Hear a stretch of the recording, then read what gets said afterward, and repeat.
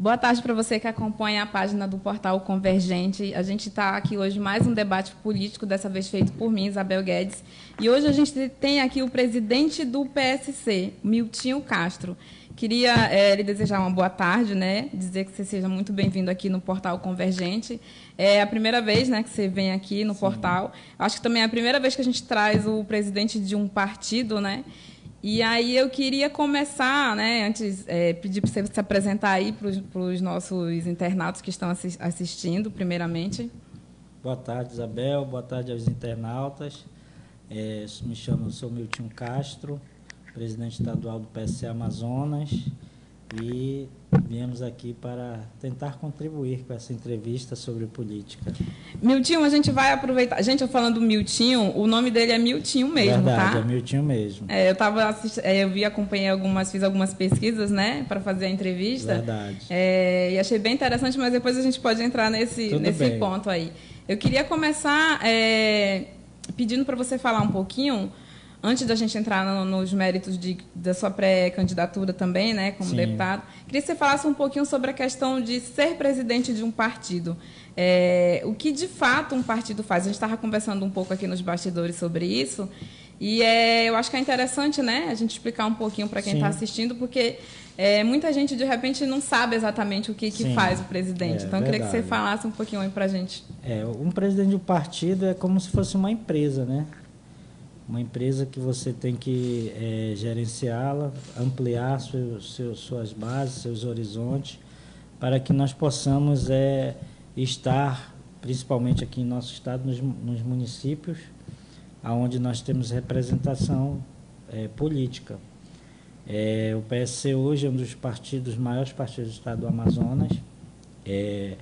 Nós assumimos a presidência em 2019 e desde lá nós viemos trabalhando para que o PSC tivesse mais filiados e militantes. São duas coisas diferentes, porque filiados são aquelas pessoas que vão lá, se filiam, e o militante é aquele que participa diretamente do partido, quer saber o que o partido está desenvolvendo. Geralmente o partido, como eu estava falando há pouco para você, os partidos em si, muitas das vezes os políticos querem os partidos somente para ter candidaturas em épocas de eleições. E dentro do PSC a gente vem fazendo algo diferente, vem elaborando projetos, nós ampliamos as nossas bases, nós tivemos nossa estrutura partidária nacional, nós temos 2 segmentos, que é o PSC Jovem e o PSC Mulher. E aqui no Amazonas nós temos 6 segmentos, sendo que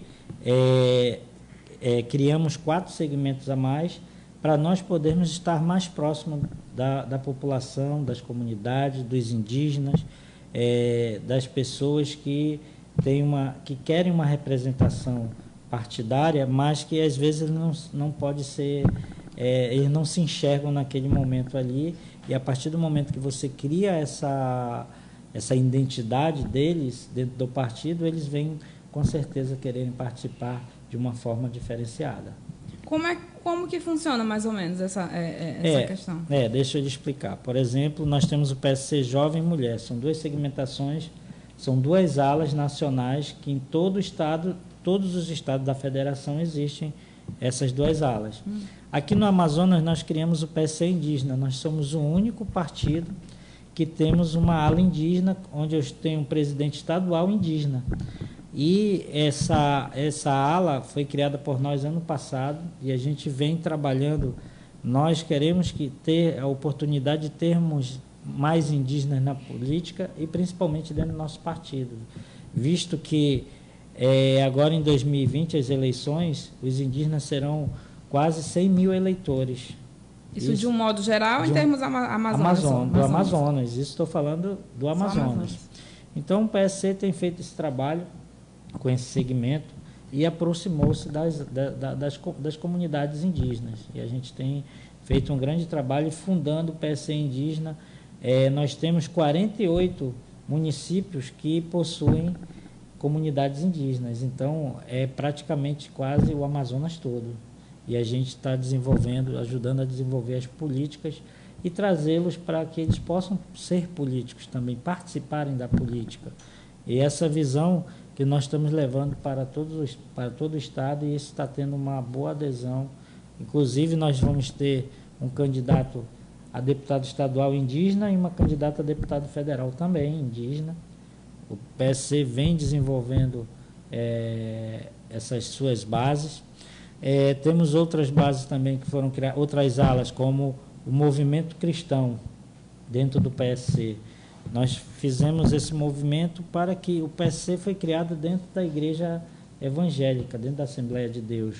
Mas nós não podemos fazer acepção em relação a igrejas. Nós temos que trazer aqui quem prega o cristianismo pode estar aqui. Nós fizemos esse movimento para trazer esse público evangélico, o público católico, o protestante, todas as pessoas que creem em Cristo e querem ter lutar na política para que você possa olhar o seu próximo com um olhar mais humano e poder fazer com que as políticas públicas cheguem de uma forma mais atrativas para quem precisa. Entendi.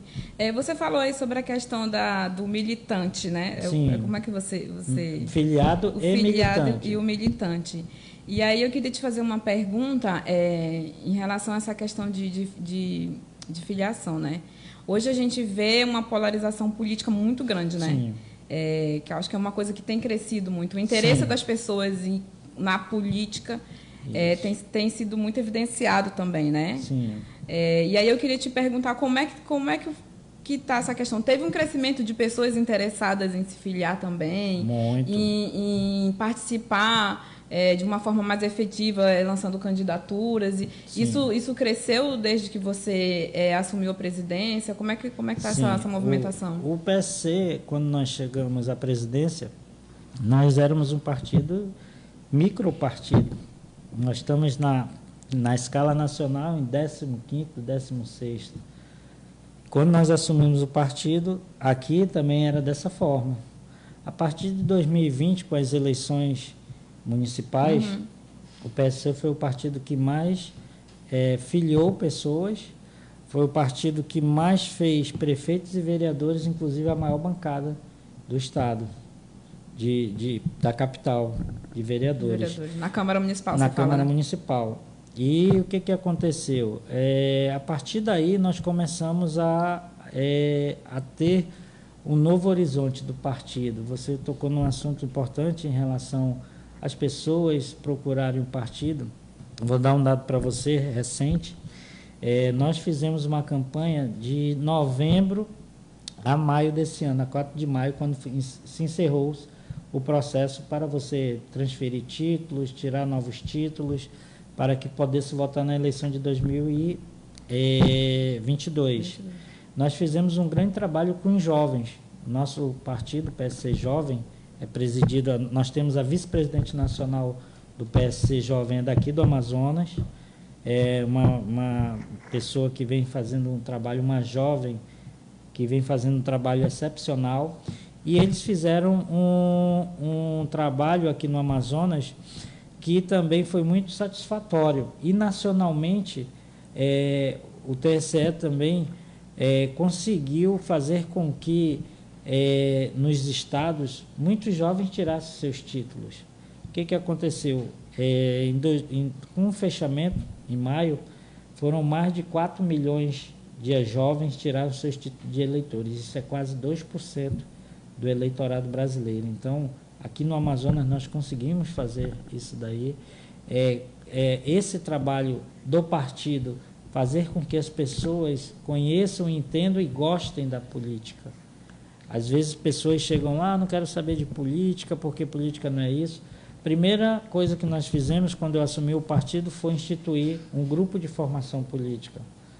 Para você mostrar para as pessoas que a política, nós temos um grupo lá de formação, que nós fazemos a formação política para as pessoas que querem, principalmente para os nossos filiados e militantes. Por isso que nós falamos que militante e filiado são situações diferenciadas, mas esse filiado pode se tornar um militante participando da formação política, conhecendo mais o que o partido vem fazendo, ajudando a elaborar novos programas sociais, e é isso que a gente vem desenvolvendo dentro do PSC, mostrando que o partido não serve só para ter candidaturas. Nós queremos algo a mais, nós queremos poder dar sustentação aos nossos futuros candidatos, aos nossos futuros políticos com mandato, e é isso daí que o partido serve, para que nós possamos avançar e ter um partido diferenciado também aqui no Estado. Entendi. Você falou aí da questão que você era vice-presidente, né, do partido, e agora como presidente, então nessas funções você acompanhou duas eleições, né? Na realidade, agora eu vou para a terceira. Para a terceira, né? Mas é justamente nesse ponto que eu quero chegar. Como é que tá? A gente já está em período de pré-campanha, né? Daqui a pouco já inicia de fato as campanhas e, enfim, já está aquela correria, né? A gente que acompanha muito política já vê tudo isso. Na tua visão, assim, que acompanha de perto, né? Efetivamente ali, que o trabalho é muito mais intenso, tá muito diferente de um tempo para cá? Ficou mais diferente? Tipo, a de 2018, a de 2020? Sim. Foi no mesmo nível e agora está bem pior? Ou é uma coisa que foi pior no que eu digo assim, no sentido de, como tem essa polarização, está tudo muito mais intenso, né? As campanhas, eu digo mais, o eleitor está muito mais intenso, muito mais interessado e briga pelo seu candidato e é uma coisa, às vezes, meio agressiva. Como é que você vê essa movimentação, né? Boa pergunta, Isabel. Essa eleição é uma eleição que está sendo diferente de todas as outras. Por quê? É uma eleição que mudou a regra do jogo, são menos candidatos, são só 25, é o número de cadeiras, no caso aqui no Amazonas, da Assembleia, mais 100% mais 1. Para federal, a mesma situação. Então, se tornou tem um fator complicador aí, que antes você tinha um número maior de candidatos. Com as federações, alguns partidos se federaram, só que permanecem com o mesmo número de candidatos, ou seja, por exemplo, antigamente a gente fazia as coligações. O que acontecia com as coligações? Você ia... Dar um exemplo aqui, partido A tinha 46 candidatos, 48 candidatos, partido B tinha 48, vamos coligar, somava-se as duas e iam para 90 e pouco. Ia todo mundo junto. Ia todo mundo junto. Para concorrer. Agora não é mais assim, agora é o seguinte, federou, você vai ser os 4 anos, os dois partidos não vão poder se separar, é como se fosse um matrimônio. Uhum. Matrimônio pré-datado, né? Tem começo, meio e fim. Né? Só que não aumenta o número de vagas. As vagas permanecem sendo as 25 vagas. Aí vocês têm que dividir entre os partidos. Se for 2 partidos, um vai ter 12 e um 13. Se for 3, um vai ter 8 e um 9. Se for 5, aí cada um vai ter 5. Então, é uma situação que acabou, os partidos que estão organizados, o PSC, graças a Deus, devido ao nosso trabalho, a nossa estruturação que a gente vem fazendo, sempre preocupado com os nossos candidatos. Nós somos um partido que nós olhamos nossos candidatos da mesma forma, começo, meio e fim. Nós ajudamos ele tanto com a área contábil, com o pessoal do jurídico. Uhum. E a gente tem feito esse trabalho para que nós possamos fazer com que nós possamos tirar um proveito e dar um proveito melhor para cada candidato. Você acompanhou aí 2 grandes eleições, né? Que uma presidencial para o governo do estado e a outra municipal, né? Que tem uma grande diferença, né? Muito. E aí eu queria saber de você, né? Para a gente continuar.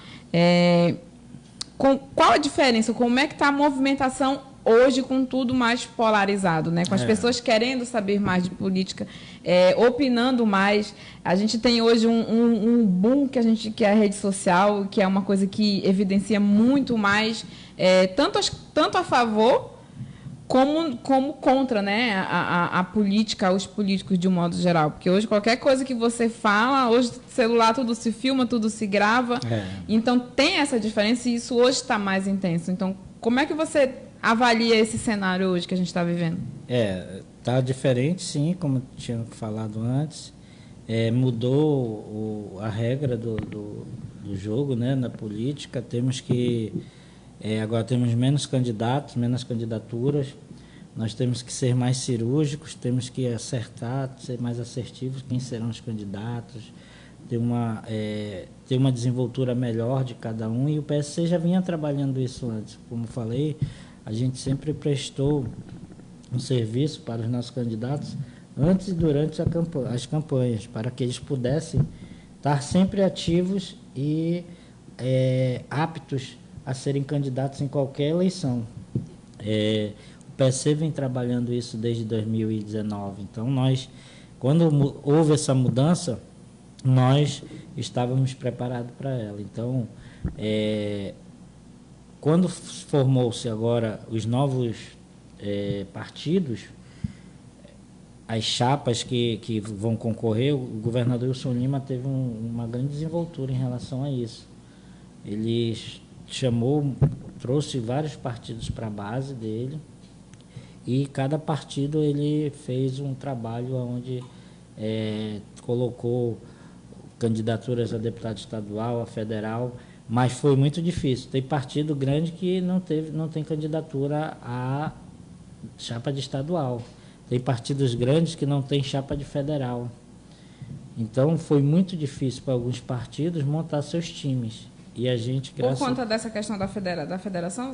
Da federação e também... Da federação das alianças, das alianças, e também por conta do número de candidatos que diminuíram, entendeu? Então quer dizer, você tem que ter 25 candidatos, você tem que ter 25 bons candidatos para poder você chegar no coeficiente e tirar um bom resultado.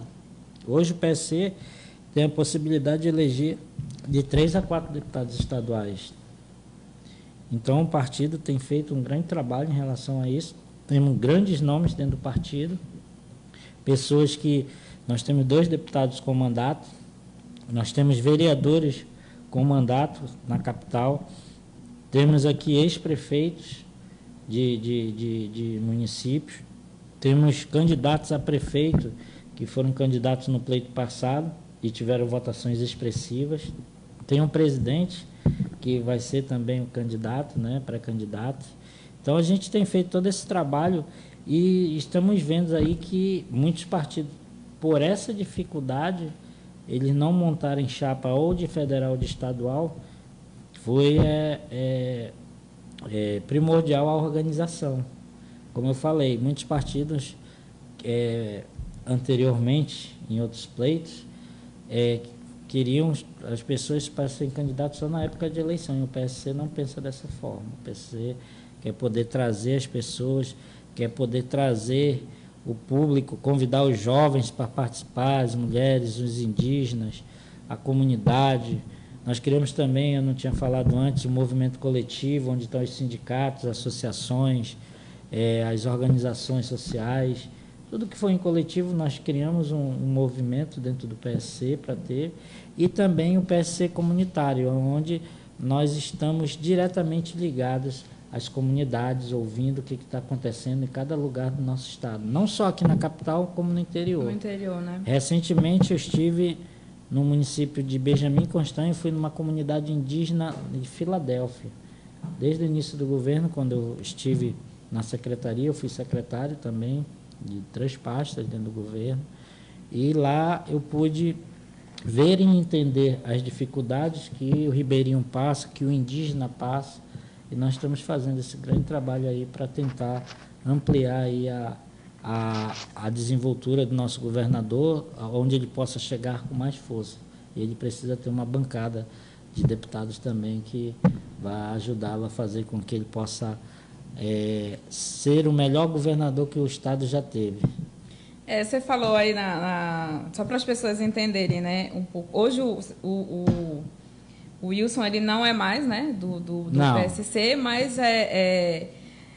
por outras entrevistas que eu já vi sua e até pelo que você está falando, o PSC claramente apoia a pré-candidatura à reeleição aí do governador, né? Uhum. É só para as pessoas entenderem um pouquinho, né? Sim. Porque apesar de muita gente acompanhar, às vezes as pessoas não entendem que teve essa mudança, inclusive conversada, né, entre vocês. E aí eu queria te perguntar uma coisa, você falou sobre essa questão de ouvir a população, eu vi que esses dias vocês inauguraram a Casa da Cidadania. Foi, a Casa da Cidadania... Eu queria só entender um pouquinho, é uma coisa da tua pré-campanha, é do partido, como é que funciona e qual o objetivo, né?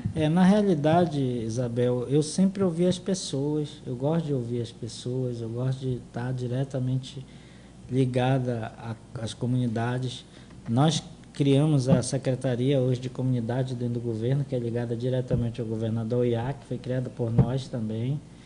Devido eu ouvir muitas pessoas, eu estar sempre indo nos locais onde a pessoa precisa ter o poder público lá. Então, nós criamos a Casa da Cidadania, já é algo, não é do partido diretamente, mas é do presidente. Uma das propostas nossas como pré-candidato, é o poder atender as pessoas, ouvi-las, trazê-las para próximo da gente, para que nós possamos criar bons projetos, programas sociais, para que isso daí tenha uma repercussão e a gente possa fazer com que criemos mais projetos diretamente ligados.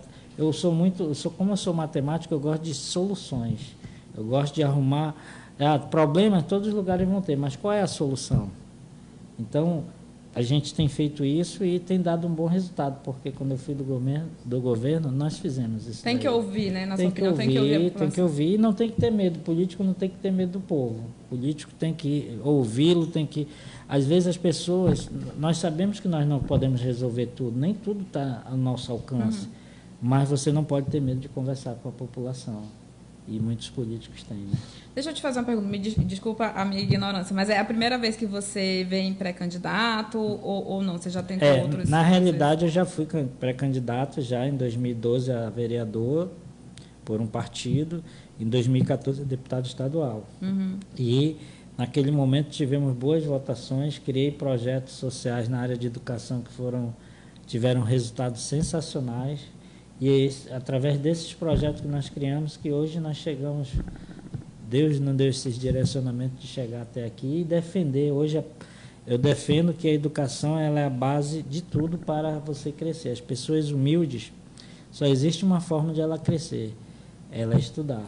E foi isso que, inclusive, vou contar uma história recente, que, como falei ainda há pouco, que eu estive na comunidade de Filadélfia, uma comunidade indígena em Benjamin Constant, e quando eu estava caminhando lá no local, uma mãe indígena me chamou, uma senhora.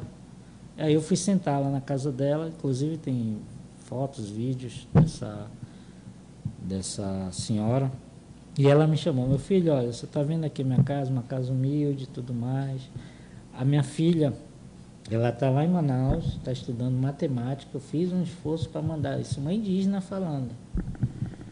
Mandei ela para Manaus para que ela estudasse. Só que tem dias, eu sou aposentada, não ganho muito, mas tem dias que ela come e tem dia que não, é uma dificuldade muito grande. Mas ela está se formando já, só que a outra dificuldade que nós temos, aonde nós vamos colocar, onde ela vai desenvolver o seu trabalho, onde que ela vai trabalhar como professora e tudo mais. E essa era uma indagação dela, a minha pessoa. Espera aí, o senhor quer ser político? Como é que nós vamos poder aproveitar melhor essas pessoas que estão se formando agora e tudo mais? Só que eu vi, quando ela falou isso, a minha mãe fez a mesma coisa comigo. Era uma pessoa humilde, minha mãe não tem estudo, como em alguns vídeos o meu pai também não. Só que ela sempre falou, meu filho, olha, se você quiser prosperar na sua vida, estude. E eu me vi naquela senhora ali também, a minha mãe, que ela fez a mesma situação, o mesmo curso, eu fiz, e é um trabalho que a gente tem que desenvolver. É um trabalho político, o trabalho do deputado estadual é justamente criar leis, programas para que nós possamos atingir os trabalhadores, atingir os estudantes, atingir as pessoas que precisam. Então, nós temos feito esses trabalhos, nós temos criado muitas coisas, ajudado a criar muitas coisas, e creio que, como deputado, é uma bandeira que a gente defende aí a educação. Então, a educação. E é primordial que a gente possa avançar. Nós temos um estado que temos uma das piores educações do estado, do país, na realidade, né? Em 2011, quando nós criamos o projeto, 2009 para 2010, quando nós criamos o projeto Fábrica de Oportunidade, foi um projeto que eu criei para mim fazer um estudo de como eu poderia ajudar a educação no nosso estado naquele momento. Nós éramos o 22º estado a pior nota do IDEB naquela época.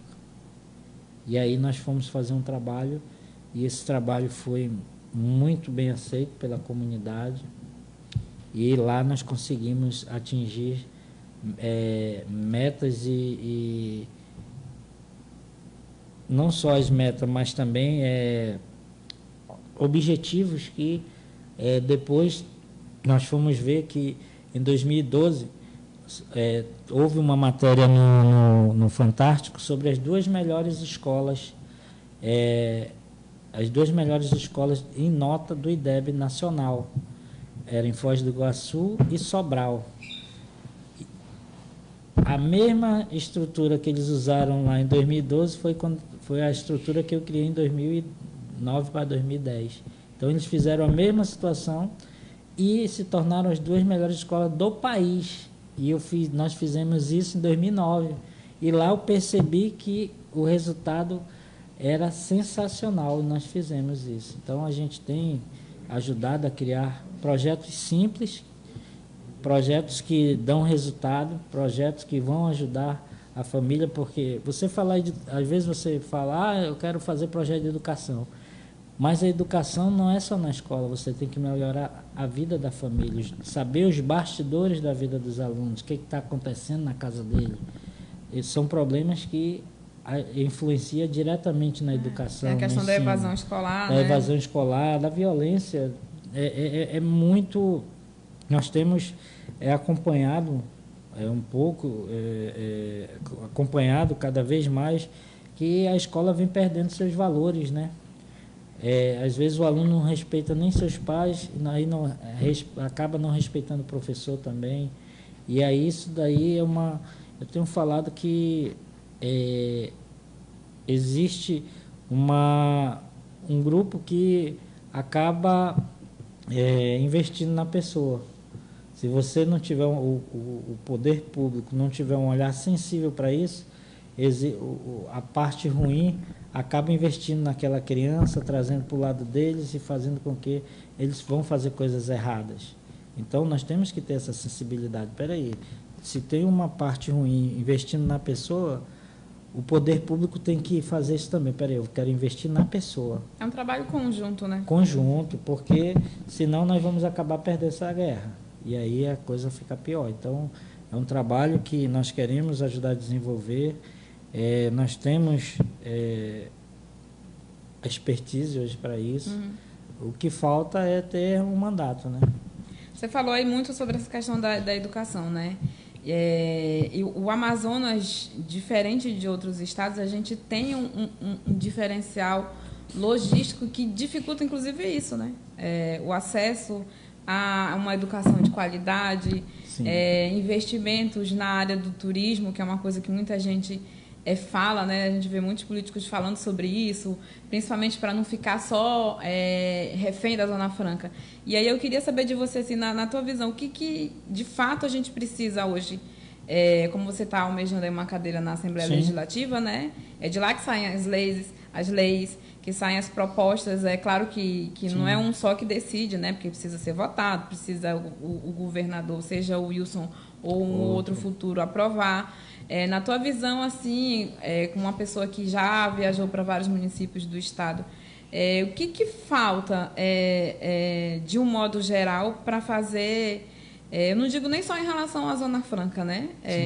economicamente, para melhorar, porque a gente tem muitos problemas nos municípios em termos de algumas coisas relacionadas à saúde, e muita coisa se deve pela questão logística, que é completamente diferente de outros estados.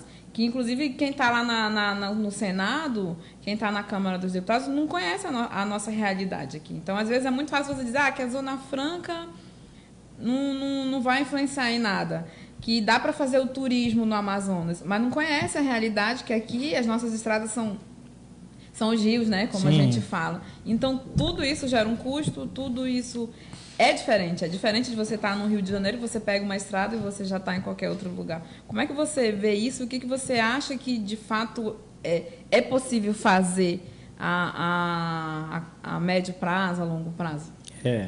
Realmente, a logística nossa, nós vivemos... Nosso estado é um país, né? Um país gigantesco, na realidade. E a logística é o principal fator preponderante para que nós possamos avançar. Nós temos que melhorar isso. Não adianta nós produzirmos, podemos ter o polo do turismo, criar piscicultura e outros polos que possam haver aqui, se nós não tivermos uma logística que vá fazer com que seja competitiva em relação aos outros estados.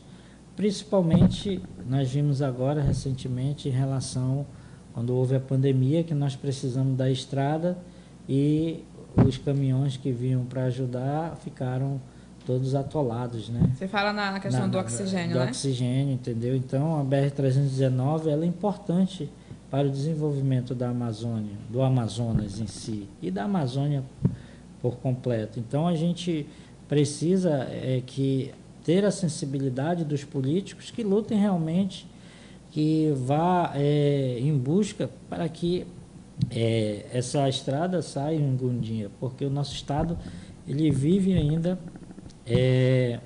à mercê de um polo da Zona Franca de Manaus. Nós precisamos desenvolver outros polos, mas para que haja essa evolução, nós precisamos avançar também nesse outro lado, tirar o Amazonas do ostracismo, né? Parece que nós somos um estado que para chegar aqui só vem de barco e de avião, e tudo caro. E como é que a pessoa vem para um estado e acaba se tornando inviável? Então, temos que criar novas matrizes econômicas, temos que preservar a Amazônia, mas temos que também ver essas situações que dependem muito do governo federal. O governador Wilson Lima tem feito um grande trabalho em relação ao interior. Você falou sobre a saúde. É muito difícil fazer saúde no estado do Amazonas devido às distâncias, é muito caro. Mas o governador Wilson Lima agora tem feito as UTIs. Nunca houve UTI de alta e média complexidade no interior. O Wilson Lima está fazendo. Durante os 40 anos de outros governos, não houve.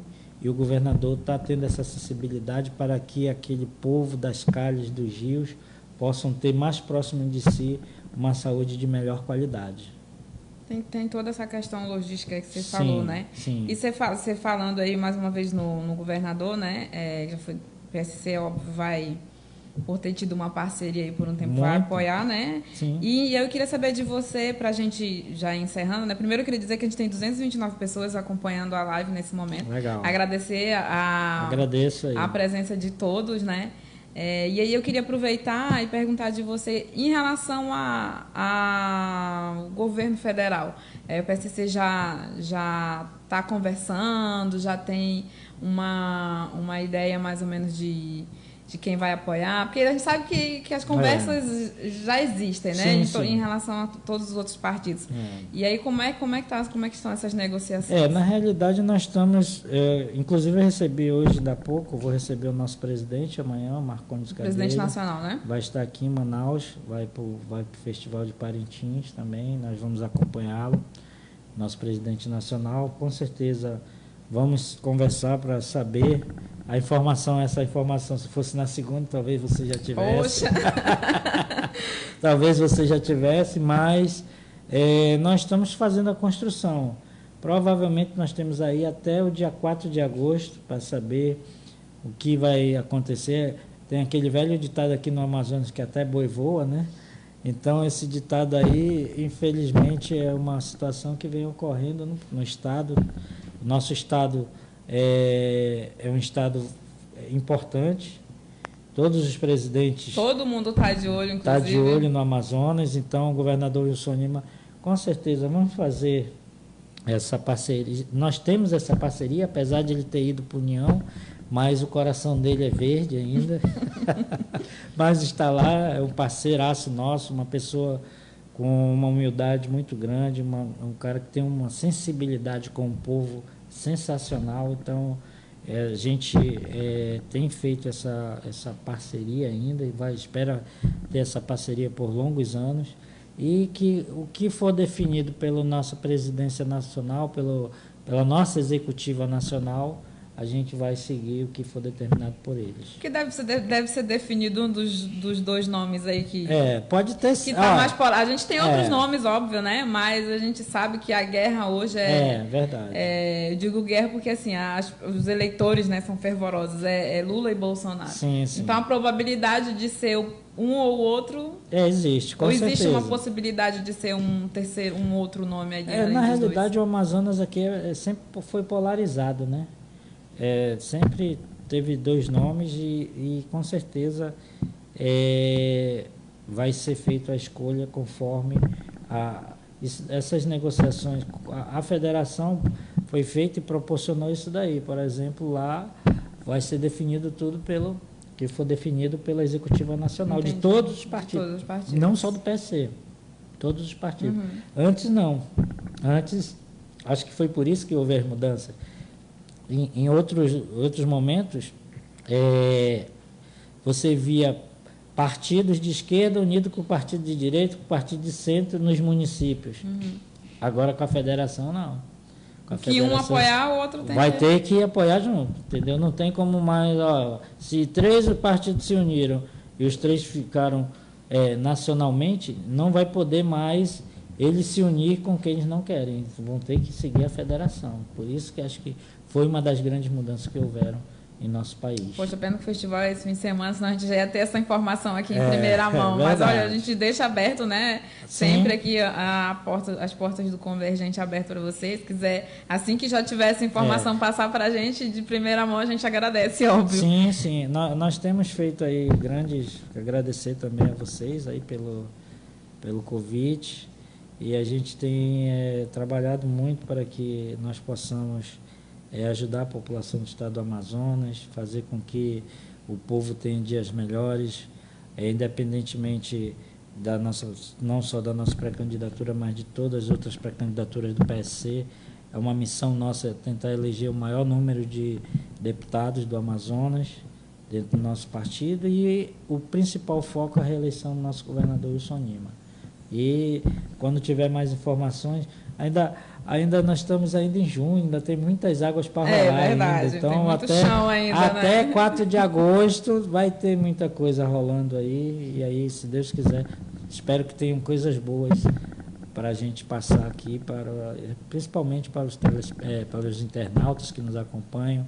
Agradecer a juventude que nos acompanha do PSC, de outros partidos também, a população que vem ajudando. Os jovens estão de parabéns, muitos tiraram o seu título para votar a primeira vez. Esse jovem que completou 16 anos, que quer estar com sede de trabalho, de estudar melhor, de poder ter uma vida acadêmica. Então, é isso que nós queremos poder representar. Para a gente ir encerrando, só fazer uma pergunta, né? Na verdade, pedir não seria bem uma orientação. Mas você falou muito aí dos jovens que vão votar pela primeira vez. E a gente também tem muita gente indecisa. Sim. Né? As pesquisas que já estão sendo feitas mostram muita gente indecisa em termos... Principalmente para definir quem vai ser o seu candidato ao governo, o seu candidato à presidência, não fazendo campanha, né, mas como alguém que trabalha com a política. Qual o seu conselho para esse eleitor que está indeciso? Pesquise, avalie. Que conselho você daria aí para os nossos internautas que estão assistindo? Muito boa pergunta, de novo, Isabel. antigamente as pessoas não tinham acesso a tanta informação. Então, com certeza, elas eram induzidas, muitas das vezes, ao erro, entendeu? Votavam errado, colocavam pessoas que acabavam não ajudando de fato a quem mais precisa. Hoje não. Hoje, com a internet, com as redes sociais, você tem acesso para pesquisar o que cada candidato vem fazendo, o que ele fez, qual é as principais propostas e o que ele vem desenvolvendo. Se eu fosse me espelhar, já fui do outro lado, já fui eleitor também, e para mim, quando eu falo em educação, é justamente em relação a isso, porque quanto mais educação você tem, você se torna crítico, você se informa, é aquela crítica construtiva, você quer, peraí, aquele pré-candidato ali tem uma proposta diferenciada. Então, para mim, se eu fosse um eleitor hoje, sou eleitor também, mas se fosse um eleitor que fosse votar pela primeira vez, a primeira coisa que eu ia ver, peraí, quais propostas que ele tem para a educação, o que ele vai fazer para melhorar, principalmente a vida daquela pessoa que está saindo, está em transição para ir para uma faculdade, ou que está começando lá na base também, no primeiro, porque a educação ela é demorada. Tem que fazer um plano de 15, 20 anos, pelo menos. Aí você vai ter resultados aonde for feito esses trabalhos, esses projetos. Então, para mim, como eleitor, jovem eleitor, eu pensaria primeiro nisso daí, na educação, porque a educação é a base de tudo. E pesquisar sobre o seu possível candidato, sim, né? Como o Milton falou, a gente tem hoje a internet, a gente tem que usar a internet a nosso favor, né? Isso aí. Então tá tudo aí disponível, a gente pode consultar, pode pesquisar. E eu queria te agradecer mais uma vez, né? Dizer mais uma vez que o Convergente está de portas abertas. Obrigado. E te agradecer pela presença e fica à vontade aí para vir quando quiser e para trazer notícias quentes aí para a gente. Obrigado, eu que agradeço. Quero pedir desculpa, estou viajando muito no interior do estado do Amazonas, tenho pegado muito sol, muita chuva. Às vezes nosso interior, nós temos regiões diferentes, em cada região do nosso estado, uma região é mais quente, outra região é mais chuvosa, outra região é mais árida. Então nós temos muito, o nosso estado, como eu falei, é um grande país. Só que nós temos que estar lá para saber, lá em cada momento, cada comunidade, para você ser um bom político, você tem que ir onde estão os problemas, conhecer as dificuldades. Então, eu agradeço, espero que quando voltar aqui venha melhor, para a gente poder... E com novidades. Com novidades, principalmente, sabendo quem será o nosso vice, quem será o nosso senador, quem vamos apoiar para a presidência. Então, tem muitas perguntas que valem R$1 milhão. Poxa, espero que ele venha responder aqui essas perguntas. Obrigada, Milton. Obrigado você que acompanhou a nossa entrevista. A entrevista fica gravada, né, nas nossas redes sociais. A gente estava fazendo hoje pelo Facebook, mas a entrevista vai ser colocada também na nossa página do Instagram. Você pode acompanhar lá e a gente também vai fazer uma matéria sobre a entrevista, alguns dos principais pontos que a gente abordou aqui. Obrigado mais uma vez a todos. Obrigado.